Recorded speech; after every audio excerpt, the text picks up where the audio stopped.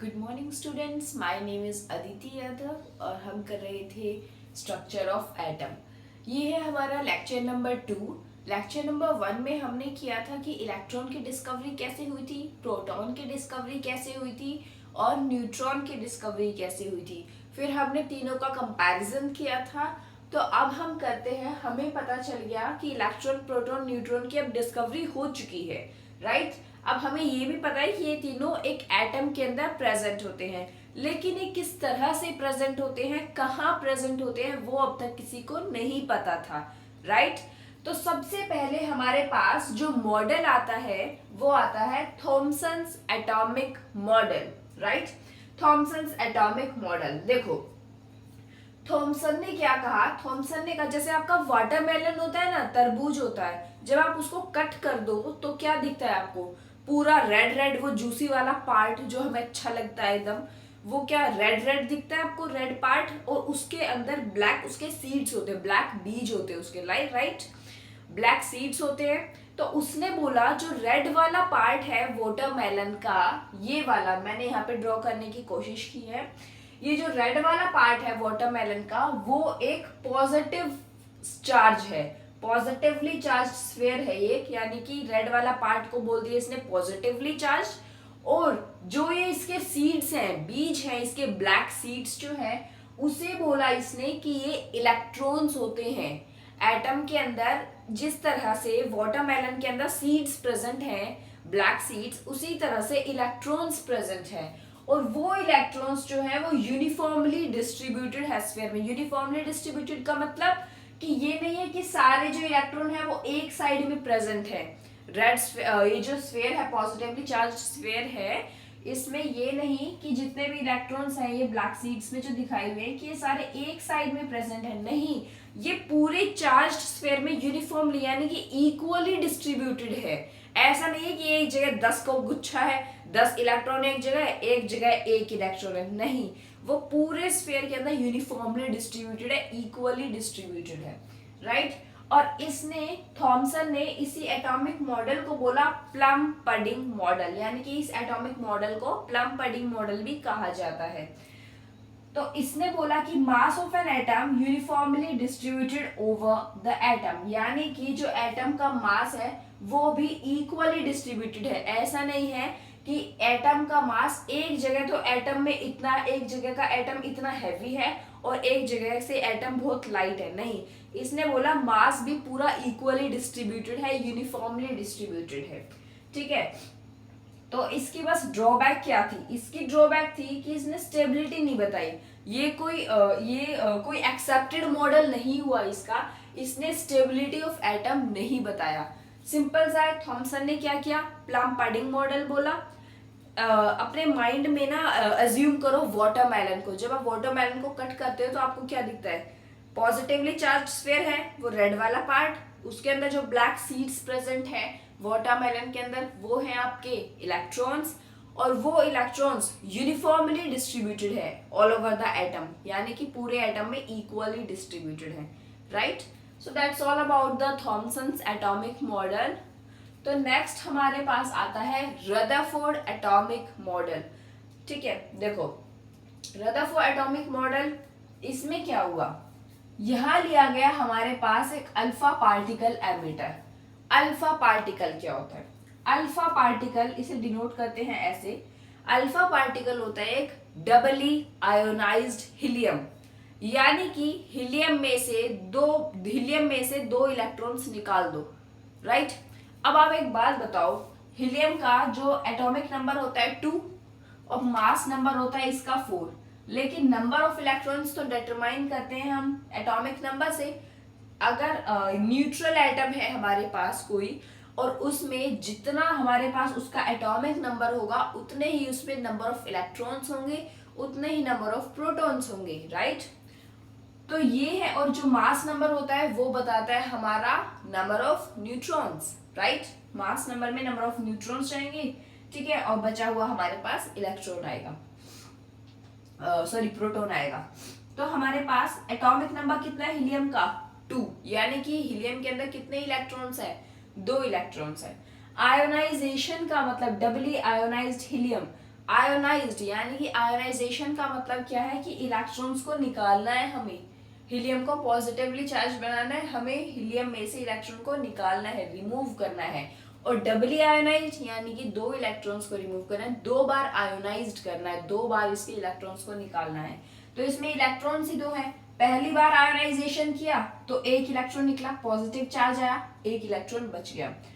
एक बार और इलेक्ट्रॉन निकाला हमने, डबली आयोनाइज्ड किया, this is doubly ionised ion. यहाँ पे हम लिख सकते हैं this is doubly ionised ion, right. ये हमारा doubly ionised ion, helium ion. तो ये हीलियम है, इसमें से 2 इलेक्ट्रॉन्स निकल गए, दोनों इलेक्ट्रॉन्स 2 इलेक्ट्रॉन्स थे, दोनों निकाल दिए। अब बन गया ये हमारा क्या, अल्फा पार्टिकल। अब कहलाएगा ये हमारा अल्फा पार्टिकल। देखो ये कैसे गंदा सा हो गया, ये हमारा अल्फा पार्टिकल। तो देखो रदरफोर्ड का एटॉमिक मॉडल समझो, क्या किया इसने, ये लिया एक अल्फा पार्टिकल एमिटर, इसमें से धड़ाधड़ निकल रहे, बम्बार्डमेंट हो रही है किसकी, अल्फा पार्टिकल्स, राइट। यहां से निकले एक beam of particles, alpha particle से मतलब यहाँ से अल्फा पार्टिकल्स एमिटर है तो ऑब्वियसली क्या निकलेंगे। अब जब अल्फा पार्टिकल एमिटर है तो ऑब्वियसली अल्फा पार्टिकल ही निकलेंगे ना बच्चे, ठीक है। तो अल्फा पार्टिकल निकले, और यहाँ ली उसने, ये क्या है हमारी गोल्ड फॉइल, ये है, लिख लो इसको, ये है हमारी गोल्ड फॉइल। अब उसने गोल्ड फॉइल क्यों ली, क्योंकि ये मोस्ट मैलिएबल है, क्योंकि मेटल जो होता है वो मेटल जो होता है वो मैलिएबल होता है। अब मैलिएबल का मतलब क्या होता है, मैलिएबल का मतलब होता है कि मेटल को आप थिन शीट्स में, पतली से पतली शीट्स में ब्रेक कर सकते हो। इतनी पतली शीट, इतनी थिन शीट ले सकते हो मेटल की, इतनी थिन शीट बना सकते हो कि उस शीट में सिर्फ एक ही एटम आए, ठीक है। तो इसीलिए गोल्ड फॉइल लिया, जिसमें एक एटम है, लेकिन इन्हें ये नहीं पता कि इलेक्ट्रॉन, प्रोटॉन, न्यूट्रॉन कहाँ कहाँ डिस्ट्रीब्यूटेड है, कैसे कैसे डिस्ट्रीब्यूटेड है, राइट। वो ही देखना है। अल्फा पार्टिकल एमिटर से बीम ऑफ पार्टिकल्स यानी कि अल्फा पार्टिकल्स जो है वो स्ट्राइक करेंगे गोल्ड फॉइल पे। अब गोल्ड फॉइल पे स्ट्राइक करेंगे तो यहाँ लगा दी गई है एक फ्लोर, ये जो रेड रेड दिख रहा है ये है एक फ्लोरोसेंट स्क्रीन। जब वो अल्फा पार्टिकल्स गोल्ड फॉइल से टकरा के, कुछ अल्फा पार्टिकल्स तो सीधे निकल गए, मोस्टली अल्फा पार्टिकल्स सीधे निकल गए, कोई डिफ्लेक्शन नहीं हुआ, सीधे जा रहे थे और सीधे निकल गए ऐसे, राइट। और कुछ अल्फा पार्टिकल्स डिफ्लेक्ट कर गए, कुछ ऐसे सीधा जाना था लेकिन नहीं ऐसे डिफ्लेक्ट कर गए, और कुछ वापस से चले गए 180 डिग्री, यानी कि जिस पाथ से आ रहे थे उसी पाथ पे 180 डिग्री वो बैक कर गए, ठीक है। अब इससे जो ये कैसे पता चला, अब ये आंखों से तो दिखेगा नहीं कि कुछ पार्टिकल्स किधर जा रहे हैं, कुछ सीधा आ रहे हैं, नहीं दिखेगा ऑब्वियसली नेकेड आई से। तो यहाँ पे फ्लोरोसेंट स्क्रीन लगाई गई, वो फ्लोरोसेंट स्क्रीन जो है वो ग्लो करेगी जैसे ही इसके ऊपर ये पार्टिकल्स जो है वो टकराएंगे। और वो फ्लोरोसेंट स्क्रीन बनी हुई थी जिंक सल्फाइड की, और ये जिंक सल्फाइड की स्क्रीन हमने देखा था जब इलेक्ट्रॉन की डिस्कवरी की थी, वहां पे भी फ्लोरोसेंट स्क्रीन जिंक सल्फाइड की थी। और जब हमने एनोड की थी, प्रोटॉन की डिस्कवरी की थी, वहां भी हमने यूज की थी, राइट। अब देखते हैं इसके ऑब्जर्वेशंस क्या थे और कंक्लूजन्स क्या थे।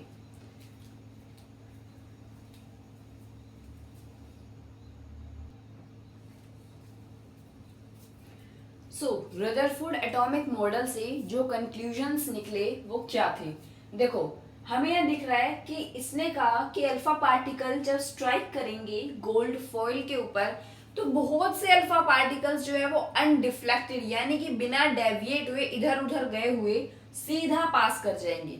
इसका कंक्लूजन क्या हुआ, देखो जैसे कि आप गाड़ी ड्राइव कर रहे हो रोड पे, ठीक है। तो क्या होता है कि अगर रोड खाली है, बिल्कुल खाली है, अगर रोड, 1-2 गाड़ियां वो भी आराम से साइड में चल रही हैं, अगर मोस्ट ऑफ द रोड खाली है तो आप क्या करोगे, आप स्पीड में गाड़ी को सीधा सीधा लेके जाओगे। ऐसा तो नहीं है कि रोड खाली है आप इधर लेके जा रहे हो, आप इधर लेके जाओ, नहीं, तो आप बिल्कुल सीधा सीधा गाड़ी को लेके जाओगे। तो इसीलिए यही बोला है कि अनडिफ्लेक्टेड पार्टिकल्स, जब most part of atom empty है यानी कि मोस्टली जो एटम का जो पार्ट है, मोस्टली एटम जो है जब वो खाली है तो पार्टिकल्स अनडिफ्लेक्टेड निकल गए, राइट। अब कुछ पार्टिकल्स का हुआ डिफ्लेक्शन, कुछ डेविएट कर गए, तो क्या हुआ, देखो जैसे कि मान लो आप कहीं जा रहे हो, ठीक है, गाड़ी ड्राइव कर रहे हो, आप कहीं जा रहे हो, आपको मिल गया आपका बेस्ट फ्रेंड जो आया है 10 साल बाद आप उससे मिल रहे हैं, तो आप क्या करोगे, आप सोचोगे उससे मिलने की, ऑब्वियसली आपके क्लोज है वो काफी, तो आप क्या करोगे, अपनी गाड़ी को उसकी तरफ डेविएट कर दोगे कि हाँ चलो यार उससे मिल लेते हैं, तो अपनी गाड़ी को ऐसे टर्न कर लोगे, राइट, यानी कि उसकी तरफ आप चले गए, ठीक है।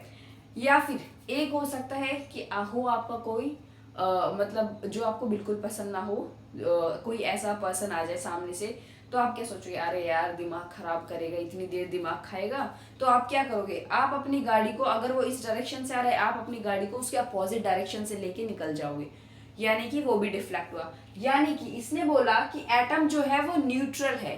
न्यूट्रल कैसे है, few alpha particles deviated through small angles. अब डिफ्लेक्शन तो बच्चे दो केस में हो सकता है, हमारे पास जो अल्फा पार्टिकल है वो क्या है, positive charge, positively charge alpha particle. अगर डिफ्लेक्शन दो केस में हो सकता है, पॉजिटिव पॉजिटिव का, अगर सामने पॉजिटिव है और पॉजिटिव अल्फा पार्टिकल इसकी तरफ जा रहा है, तो वो इससे डिफ्लेक्ट हो जाएगा, यानी कि रिपल्शन हो जाएगा, तो डेविएट तो करेगा ना अपने पाथ को। या फिर डिफ्लेक्शन डेविएशन हो सकता है कि कोई नेगेटिव चार्ज है तो वो उसकी तरफ टर्न हो जाए, अट्रैक्शन हो जाएगा, ठीक है। तो इसीलिए atom is neutral, few alpha particles deviated through small angles. तो इसने बोला कि वहां पे पॉजिटिव चार्ज भी प्रेजेंट है, क्योंकि पॉजिटिव पॉजिटिव का रिपल्शन होगा, तो डेविएशन तो वहां भी होगा, डिफ्लेक्शन होगा, और पॉजिटिव नेगेटिव चार्ज होगा तो वहां तो अट्रैक्शन होना ही होना है फिर, ठीक है। थर्ड इसने क्या बोला, whole of the positive charge of an atom is concentrated in a small volume called nucleus।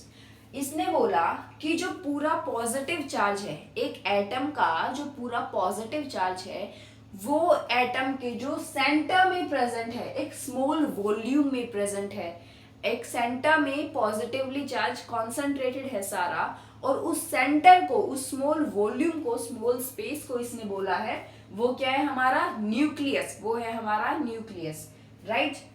Next इसने क्या बोला, ए वेरी फ्यू, कितने फ्यू, 20,000 में से सिर्फ एक, यानी कि 20,000 में से सिर्फ वन अल्फा पार्टिकल्स ने बिल्कुल जिस पाथ से आई उसी पाथ पे चली गई, 180 डिग्री डेविएशन हो गया, रिट्रेसेस इट्स पाथ। यानी कि मान लो आप ड्राइव कर रहे हो, आपको दिख रहा है सामने बहुत ही भयंकर जाम, आप वहीं से वापस मुड़ लोगे, अपने घर पे चले जाओगे, कि 5 घंटे जाम में खड़े होने से बेटर है, अगर इतना नोट सो इम्पोर्टेंट वर्क है आपको, तो आप क्या सोचोगे कि इतना घंटे जाम में खड़े होने से बेटर है कि भाई मैं अपने घर चलूं, तो आप सीधा जाओगे जाम है, सीधा अपना वापस आ जाओगे घर को, राइट।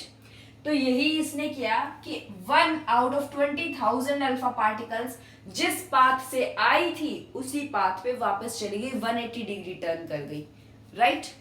सो ये 4 कंक्लूजन्स थे। जो पार्टिकल्स अनडिफ्लेक्टेड थे, यानी कि आप गाड़ी लेके जा रहे हो कोई सीधा सीधा, क्योंकि रोड खाली है इसलिए आप गाड़ी को सीधा लेके जा रहे हो, अनडिफ्लेक्टेड।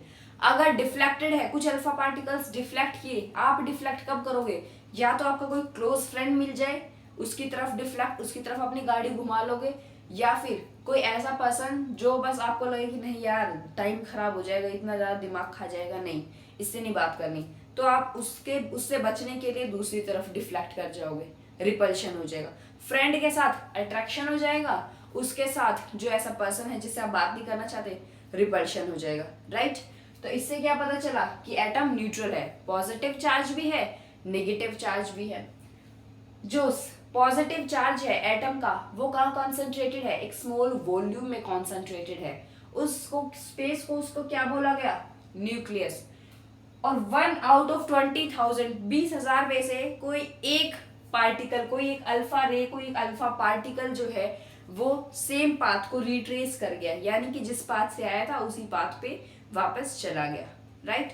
तो ये थे इसके ऑब्जर्वेशंस एंड कंक्लूजन्स, ये था पूरा हमारा रदरफोर्ड एटॉमिक मॉडल। अब करेंगे इसके ड्रॉबैक्स, ठीक है।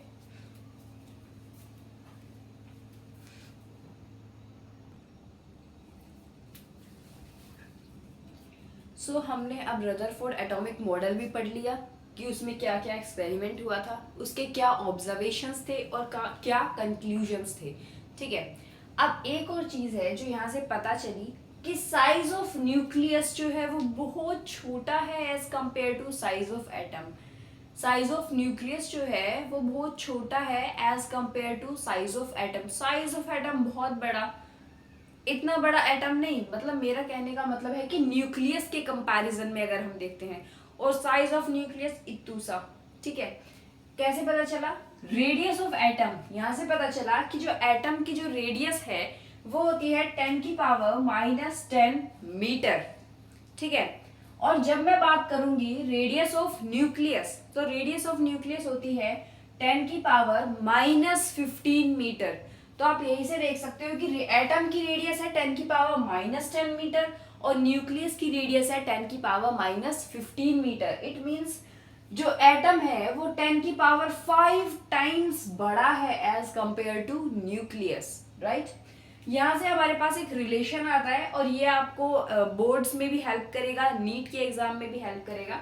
ये रिलेशन आता है R=R0 ब्रैकेट A1/3।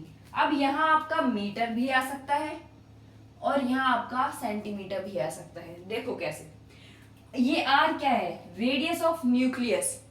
R है रेडियस ऑफ न्यूक्लियस। R0 जिसकी फिक्स वैल्यू है 1.33 10⁻⁻15 मीटर।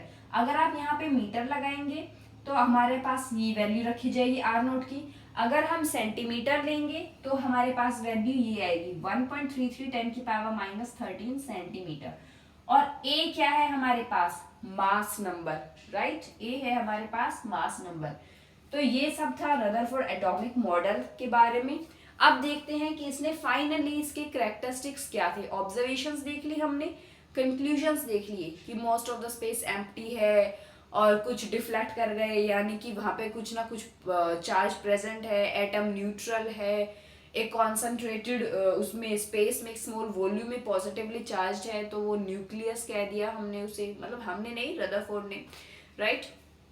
अब देखो कैरेक्टरिस्टिक्स क्या थे कि most of the space empty, हाँ, क्योंकि मोस्टली मेजोरिटी ऑफ द जो पार्टिकल्स जा रही थी, अल्फा पार्टिकल्स, वो बिल्कुल स्ट्रेट जा रही थी, कोई इधर उधर नहीं, सीधा स्ट्रेट जा रही थी मोस्टली। तो इसीलिए हम कह सकते हैं कि most of the space is empty, right. Number 2, इसने कहा कि जो इलेक्ट्रॉन्स हैं वो न्यूक्लियस के चारों तरफ कॉन्सेंट्रिक सर्कुलर पाथ, जिसे इसने बोला ऑर्बिट, उसमें रिवॉल्व करते हैं। मान लो ये हमारे पास है हमारा न्यूक्लियस, इसके चारों तरफ ये ऐसे, मतलब समझ जाओ ना, ये ऐसे, इस तरह से इन ऑर्बिट्स में जो है ये हमारे रिवॉल्व करते हैं। ये है हमारा nucleus, this one is a nucleus, और यहाँ पे हमारे रिवॉल्व करते हैं ये ऑर्बिट्स, ये ऑर्बिट इनमें रिवॉल्व करते हैं हमारे इलेक्ट्रॉन्स। और क्या कहा इसने कि एटम न्यूट्रल है। अब कोई चीज न्यूट्रल बच्चे कब होगी? इसने बोला था कि एटम न्यूट्रल है, कब होगी? जब उसमें पॉजिटिव चार्ज और उसमें नेगेटिव चार्ज इक्वली प्रेजेंट होगा, तभी वो कुछ भी, कोई भी चीज अगर हम ले रहे हैं तभी वो न्यूट्रल होगी, जब उसमें पॉजिटिव चार्ज और नेगेटिव चार्ज इक्वल होगा। इट मींस एटम न्यूट्रल है तो एटम के अंदर पॉजिटिव चार्ज और नेगेटिव चार्ज बराबर है। ठीक है, अब देखते हैं इसकी ड्रॉबैक क्या थी। रदरफोर्ड ने बोला था, यहाँ पे देखा था ना आपने, रदरफोर्ड ने बोला कि जो इलेक्ट्रॉन है वो न्यूक्लियस के अराउंड, न्यूक्लियस के चारों तरफ कॉन्टिन्यूअसली मूव कर रहा है, कॉन्टिन्यूअसली रोटेट कर रहा है, रिवॉल्व कर रहा है कॉन्टिन्यूअसली, और अपनी डायरेक्शन चेंज कर रहा है। इट मींस वो एक्सीलरेटेड मोशन में है। डायरेक्शन चेंज करने का मतलब देखो, अगर वो इलेक्ट्रॉन मेरा यहाँ है तो इसकी डायरेक्शन क्या जाएगी? ये। अगर इलेक्ट्रॉन यहाँ पहुंचा, डायरेक्शन ये। इलेक्ट्रॉन मेरा यहाँ पहुंचा तो इसकी डायरेक्शन ये, यानी कि डायरेक्शन चेंज हो रही है। इट मींस ये मोशन कैसा हुआ? एक्सीलरेटेड मोशन हुआ।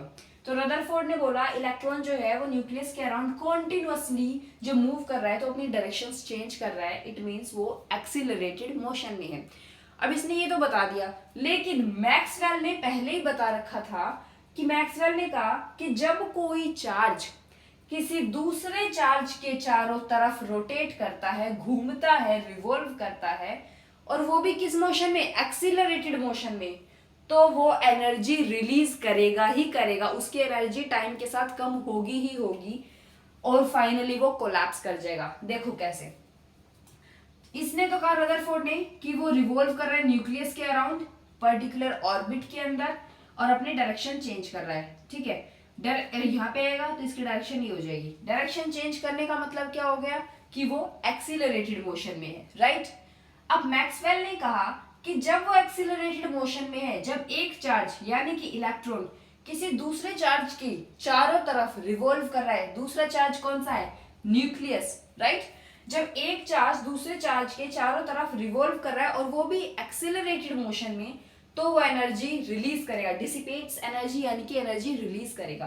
तो एनर्जी रिलीज करेगा और फाइनली वो घूमता फिरता कहाँ आ जाएगा हमारे पास, घूमता हुआ, जैसे ये है, ये घूमता हुआ हमारे पास फाइनली आ जाएगा हमारे पास, हमारे न्यूक्लियस के अंदर कोलैप्स कर जाएगा। कोलैप्स कर गया मतलब एटम खत्म, राइट। तो ये तो स्टेबिलिटी के ऊपर सवाल उठ गया सीधा सीधा कि इलेक्ट्रॉन भाई ऐसे तो नहीं है कि वो एक्सीलरेटेड मोशन में चेंजिंग डायरेक्शन है, तो फिर तो मैक्सवेल की बात मानी जाएगी, ठीक है। तो जैसे कि एग्जांपल लो, आपको बोल दिया जाए मान लो 1000 मीटर की रेस लगानी है आपको, ठीक है। जो स्टार्टिंग में एनर्जी आपके अंदर होगी रेस लगाते वक्त, क्या 2 घंटे बाद भी अगर आपको बोला जाए कि नहीं आपको कॉन्टिन्यूअसली दौड़ते रहना है 2 घंटे तक, क्या आपके अंदर वो सेम एनर्जी होगी? नहीं। आप क्या करोगे, पहले तो खूब बड़ा सारा राउंड लेके आओगे, फिर घूमते और जो आपका ग्राउंड है उसके बीच में सेंटर में आके आप बैठ जाओगे, लेट जाओगे कि बस अब नहीं हो रहा है, राइट। सिमिलरली इलेक्ट्रॉन के साथ है, घूमते उसकी एनर्जी रिलीज हुई, खत्म हुई, एनर्जी कम होने लगी, सीधा आ गया वो हमारे न्यूक्लियस के अंदर। और न्यूक्लियस के अंदर आते ही न्यूक्लियस के साथ क्या, उसने कोलैप्स, और कोलैप्स होते ही एटम हमारा खत्म, डिस्ट्रॉय। तो फिर अगर एटम ही खत्म है तो फिर ये सारी चीजें, हर चीज में एटम ही एटम है, तो फिर वो बनी किससे है, ऑब्वियसली। तो इसीलिए स्टेबिलिटी के ऊपर यहाँ पे सवाल उठ गया ड्रॉबैक के, राइट। अभी हम देखते हैं नेक्स्ट हमारा